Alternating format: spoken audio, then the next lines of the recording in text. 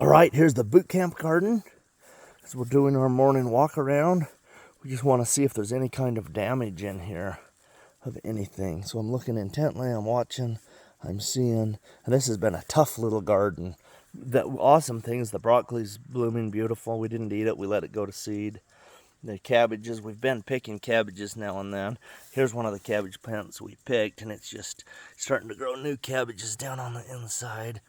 I'm gonna have to point that out right here. So right there, that little cabbage head, 1, 2, 3, 4, 5, 6. There's 6, 7. So there's a whole bunch of little ones starting to grow back. But they don't produce a big head like that. So they're not really worth growing, but they do start growing back. But we have a nice head here that's ready to pick. There's one back there ready to pick. And the alfalfa needs to be picked out of here. It's starting to crowd out and shade things. So it's time to pick that. I hate picking it though because I love it that the bees are working it. So it's you know, it's hard to do. It's hard to manage things right when there's so many benefits.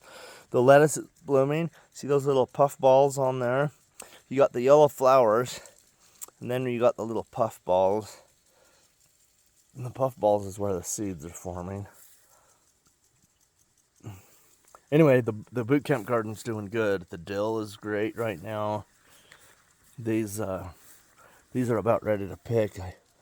I might want to pick these seeds today. Let's take a good look at this. They're still pretty wet, but I don't want the birds to get them. So this is something I'm going to focus on every day when I come out in the morning and do chores. I need to look at these flowers every day, and if I start seeing this flower is all torn up on the inside, that means the birds are eating it. But I want to get a lot of the seeds off of here to replant next year. This was a really beautiful specimen. Okay, I've still got this cantaloupe I picked out of the summer house. Oh, it smells so good. So now, it's been plenty of time for this water to get done. So I'm gonna go down here, leave my cantaloupe here on the lawn, and I'm gonna go down the hill again, and we'll check out the water. And these black bees that went in here were fascinating. I wonder if I can get one on film now that they're not. Yeah, there's one right there. Hopefully you can see them.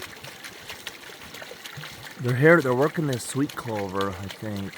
That yellow flower is sweet clover. I'm trying to get... Are they a bee or are they a wasp? I think they're a bee. They've got a white... the end of their abdomen is white. That's funny. In layman's terms, they have a white bum. I wish I could get a better film of it. They keep moving. Anyway, my purpose here is to shut off this water. So I'm gonna turn this off right here. And this will give me pressure. See how not much water's coming out? That means I need to go up to the top of the stream and make sure the pipe's deeper in the water. The deer or cattle or something could have moved the stones and created a situation where water's flowing out of the pool until the water level has dropped, where I get the water into the pipe. But I'm not going to do that today because I should have more flow here, which means my pond is going dry.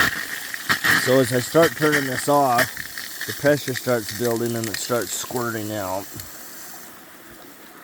There we go. There's that. So now that diverts the water into this pipe, which runs my sprinklers. It runs 2 sprinklers here on the lawn to keep the lawn around the house nice and clean.